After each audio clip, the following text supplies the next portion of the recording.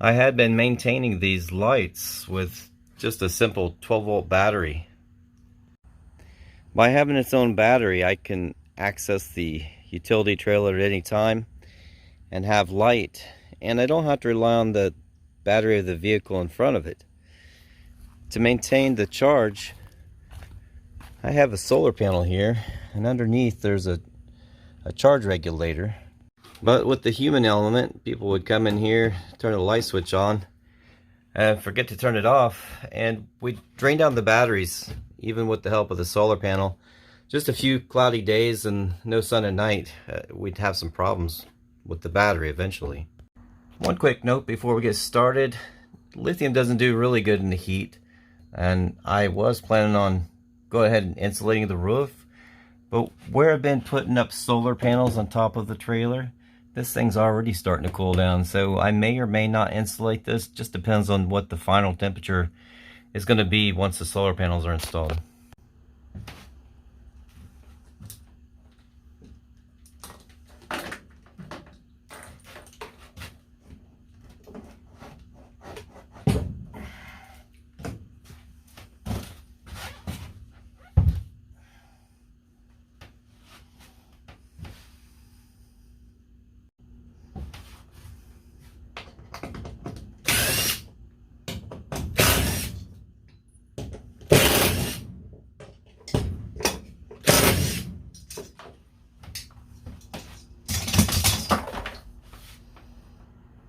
The first thing I'm going to install are these 18650 battery holders, and I got these off of Amazon, 12 of them for $8.95. I'll leave a link in the description below.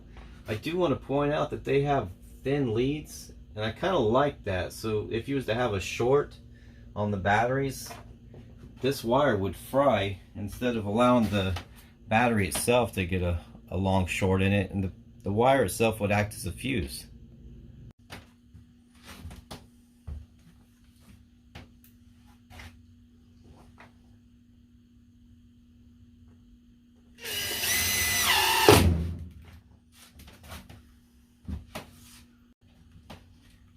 Now on these leads, you don't really need wire strippers. You can just take fingernails and strip it back just like this.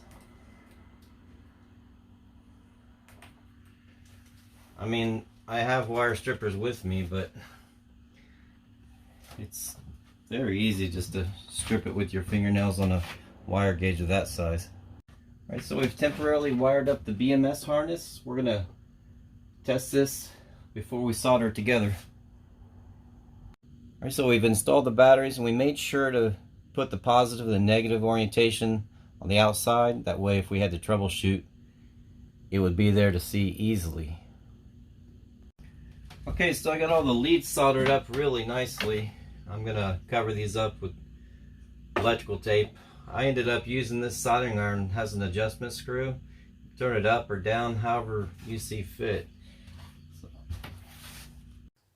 Alright, so we're going to call this project done. I've temporarily put this here to just watch the state of charge without using my meter.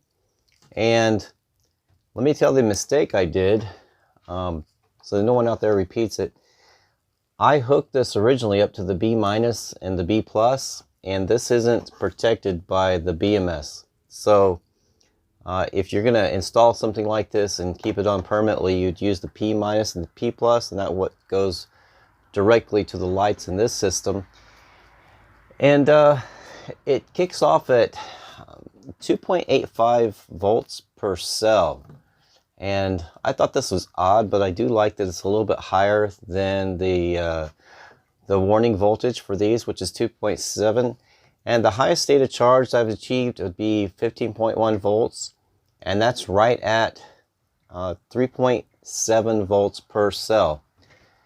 So a lot of people will charge their cells up to 4 volts, but the tighter you keep, or the lower you keep the tolerances on these batteries, the more life you get out of them. So there's that. So again, the B- and the B+ goes directly to the batteries. P-, P+, that's for your power, whatever you're supplying, fan, pump, lights. And if you need more batteries, you know, you can use these holders. They work really well. I'll leave a link in the description. Those are ultra cheap. Again, I do like the wire size. A lot of people were complaining that the wires were too thin, but if you go into over voltage or short, these wires will burn up, and that will protect these cells and keep them from becoming a fire risk. Again, I'm going to take this off. I don't like the voltage draw that is coming off of it. Might be okay if I had a larger solar panel or a bigger battery bank. And that's about it. Link in the description too for this soldering iron that I found. I was using the Harbor Freight one, and for whatever reason I'm able to use this one a whole lot better. I just put a little bit of flux on the terminals, and this has a fat tip, but it comes with an assortment of tips, and for whatever reason I wasn't able to use the Harbor Freight one very well, but this one I could use extremely well, and I'm no pro, as you can tell by looking at these solder leads. So that's it. Thanks for watching. See ya.